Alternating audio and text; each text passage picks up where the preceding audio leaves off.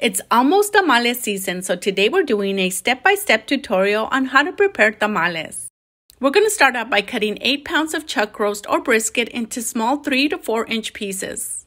You can also substitute the beef with pork or chicken. To boil the beef, we're also going to need 1 large onion cut in half and an entire head of garlic. Remove the husk from the garlic and set aside 4 large garlic cloves to prepare the salsa later. Trim the top and the bottom of the garlic and transfer it to a large stock pot along with the meat. Fill the stock pot with 10 to 12 cups of water or enough water to where the meat is completely submerged in the water. The broth rendered from the meat we're going to use to prepare the masa, so make sure there's plenty of water in there. Add 3 bay leaves, 3 tablespoons of beef bouillon, and 1 tablespoon of salt. Place it on the burner on high heat, and as soon as it reaches a light simmer, turn it down to low and boil for 2 to 2.5 hours. Meanwhile, we're going to prepare the corn husks by separating them, removing any pieces of corn silk. Soak them in hot water for about 1.5 to 2 hours. You can also place a large heavy object over the hojas to ensure they're completely submerged in the water. Once your meat is just about done, begin to prepare the peppers for the sauce. We're going to need 20 Chile Guajillos, 3 Chile Anchos, and about 8 to 10 Chiles de Arbol. The Chiles de Arbol are completely optional if you want to add a little bit of spice to your tamales. Trim off the stems and remove the seeds from the Chile Guajillo and the Chile Anchos. Then take them over to the sink and give them a good rinse. Once your meat is ready, fish out the onion and the garlic and set it aside. Remove the meat and transfer it to a separate stock pot. Turn off the burner, and while the broth is still hot, add in the peppers. Soak for 10 to 12 minutes or until they're nice and pliable. Transfer them to the blender and add 2 cups of beef or chicken broth or water. Add in the onion that we pulled out of the stock pot and the garlic. Before adding the garlic, using a knife, gently press down on the garlic to squeeze out the cloves.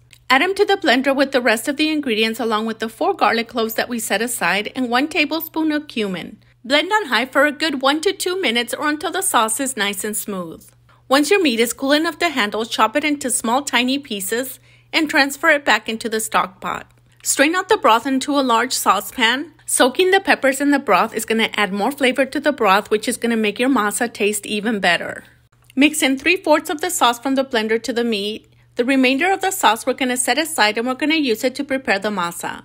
Mix in the sauce and turn on the burner to medium heat. Add 2 to 3 cups of beef broth to adjust the thickness. At this point, you can also taste it to see if it needs additional seasonings. I did end up adding 2 tablespoons of beef bouillon, but you can adjust it to your taste. Mix in the beef bouillon and simmer for about 5 minutes with frequent movement, then remove it from the burner and cover while we prepare the masa.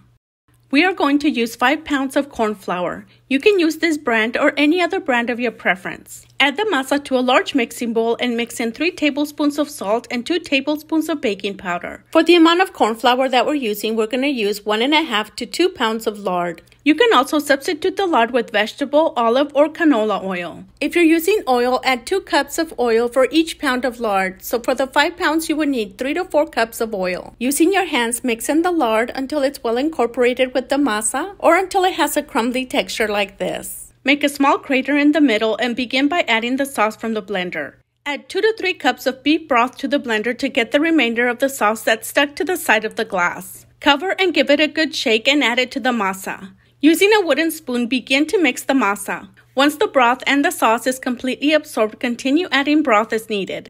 I ended up using a total of 14 cups of broth.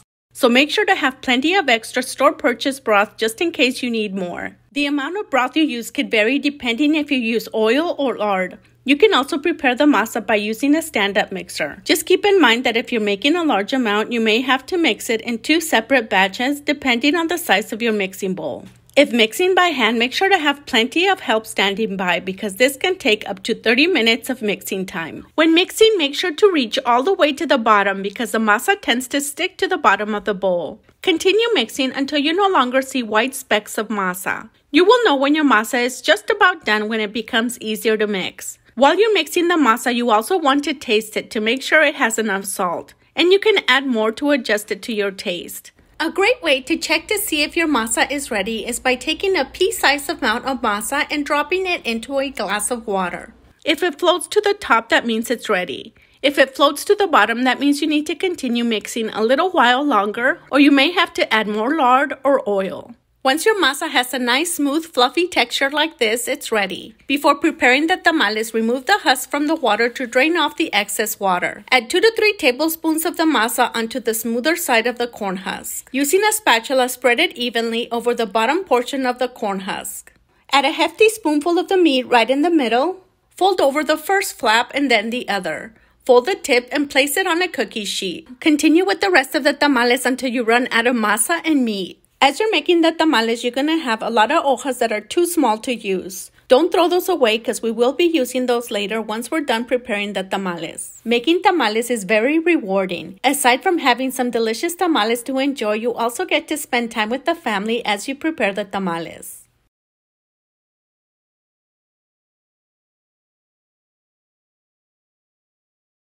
Fill the steamer with 8 to 10 cups of water or enough water to where it doesn't go past the divider. Using the smaller husks that we set aside, line the bottom of the steamer. This is going to help hold in more of the steam. Begin to arrange the tamales in the steamer in a stand-up position. Make sure the flap is facing towards the wall of the steamer. Once the steamer is full, cover the top with more husk. You can also place a clean kitchen towel over the tamales to lock in more of the steam. Cover the steamer and place it on the stove or the burner on low heat for 2.5 to 3 hours. During the process, check on it often, and if it needs more water, boil the water first before adding it to the pot. If you add cold water, it's going to slow down the cooking process and the cooking time may take a little bit longer. Remove some of the tamales from the steamer and allow them to cool down for 10 to 15 minutes before enjoying. A great way to know if they're ready is if the masa doesn't stick to the side of the husk when removing it. Now let's cut this one in half and see what it looks like on the inside. I personally like mine with lots of meat, but others prefer more masa because they like to fry them in the morning and enjoy them with a cup of coffee. Use this recipe and prepare them to fit your taste and liking. And enjoy!